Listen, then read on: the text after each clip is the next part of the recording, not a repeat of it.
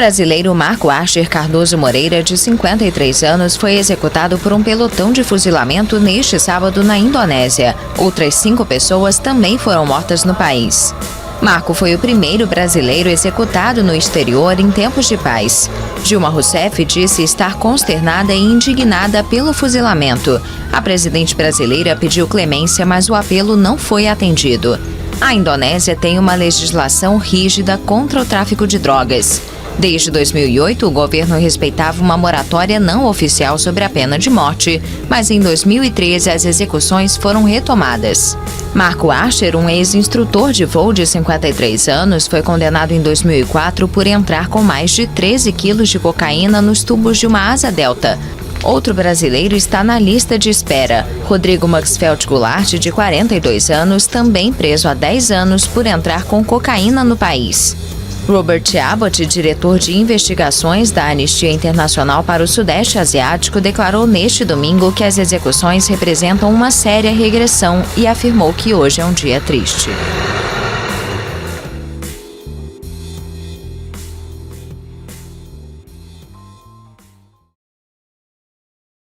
Fuzilado sem perdão? O brasileiro que perdeu a vida no comércio internacional de entorpecentes. Imagine acordar e saber que daqui a 2 dias você vai perder a sua vida. E não é uma metáfora. Você será levado a uma clareira no meio da selva, amarrado, vendado. E então, 7 soldados vão apontar rifles para você. Só 2 deles têm balas de verdade.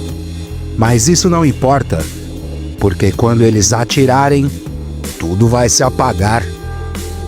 Essa é a história de Marco Archer, o brasileiro que acreditou que dava para vender entorpecente para um país muçulmano com leis medievais e ainda sair vivo.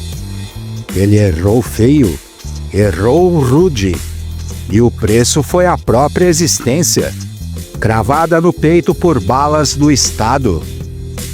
Prepare-se. Essa não é só uma história de venda de entorpecente.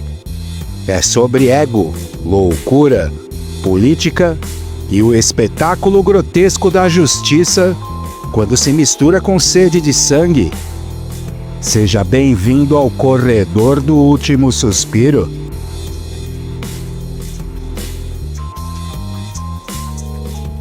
No final de 2014 e início de 2015, a iminente execução de Marco Archer na Indonésia chocou o Brasil.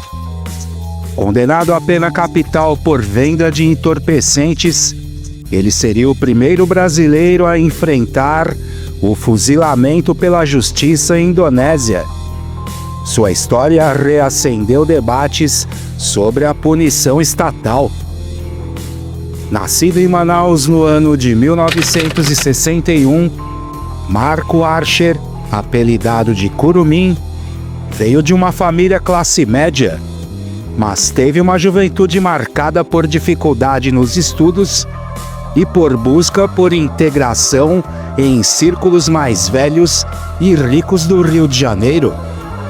Seu primeiro contato com o delito ocorreu aos 18 anos, facilitando o acesso a substâncias ilegais para surfistas ricos de Ipanema.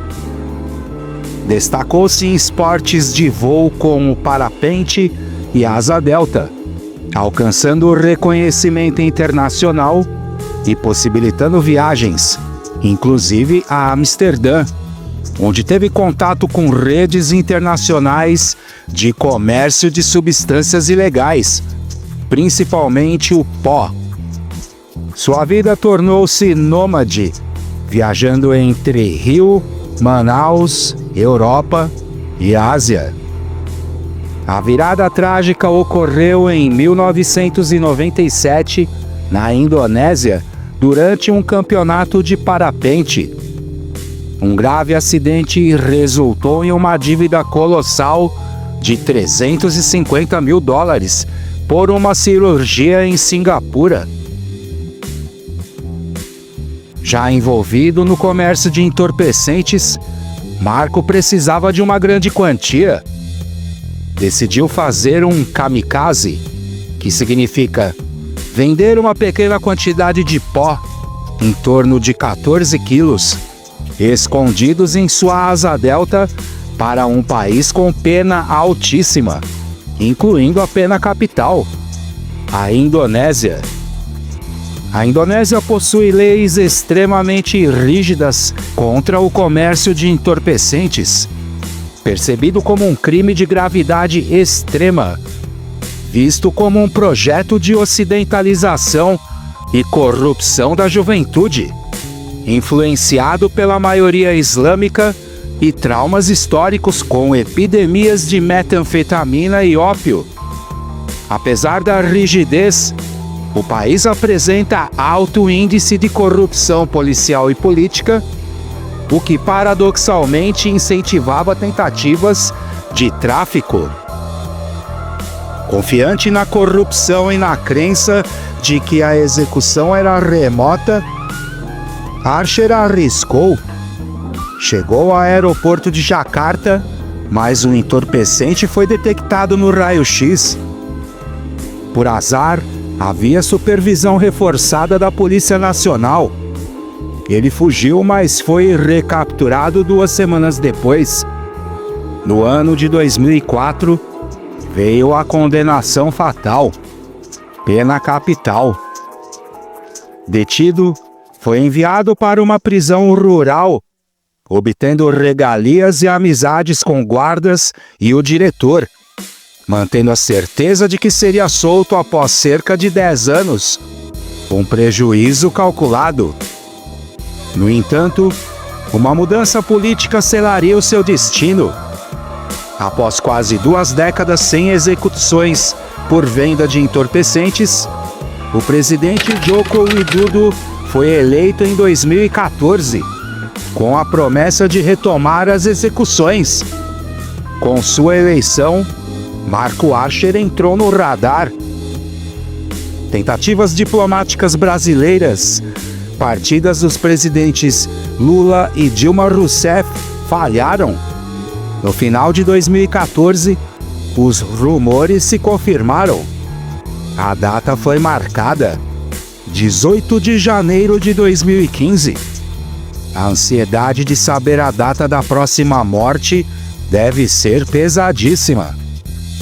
No dia 16 de janeiro de 2015, foi transferido para o Corredor do Último Suspiro, uma ala de quarentena e preparação para a execução.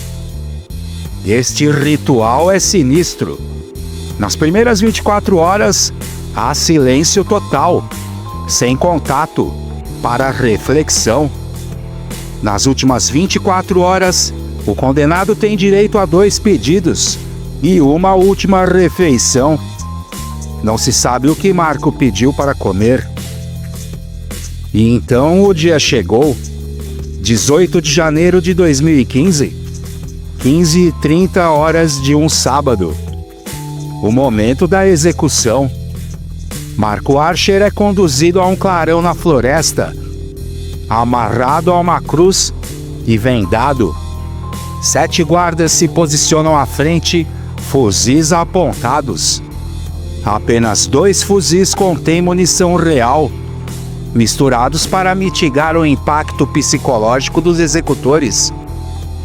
O guarda responsável dá a ordem em 3 etapas: apontar, preparar e atirar. Disparos simultâneos. Muitos guardas evitam mirar na cabeça ou no coração. Contudo, com fuzis, 2 munições reais na região do tronco já bastam para ser fatais. Às 15h30 de 18 de janeiro de 2015, Marcus Archer cessou de respirar. Executado pela justiça indonésia. Sua morte chocou e gerou debates no Brasil. As execuções na Indonésia continuam. Uma história pesada confrontando-nos com as consequências extremas das escolhas e as nuances sombrias da justiça penal em diferentes culturas.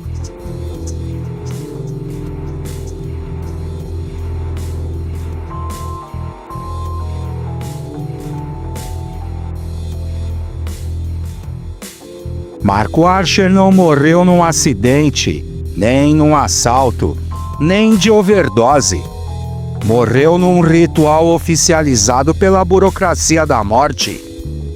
O relógio bateu 15h30 e num estalo de dedos ou de gatilhos, o Estado indonésio encerrou mais um CPF, este brasileiro, com precisão cirúrgica. As suas palavras nunca foram reveladas. Os seus pedidos finais, desconhecidos. O que se sabe é que ele saiu da selva, direto para a estatística. Mais um corpo tropical numa vala asiática. E você, acha que a morte tem hora marcada? Que a justiça é cega? Ou só finge ser, até que alguém aponte o dedo ou o fuzil? No final, Marco apostou alto e perdeu tudo, inclusive o direito de viver. O Maloca Pop deixa aqui uma última pergunta. No corredor do desespero, diante do fim, o que pedir?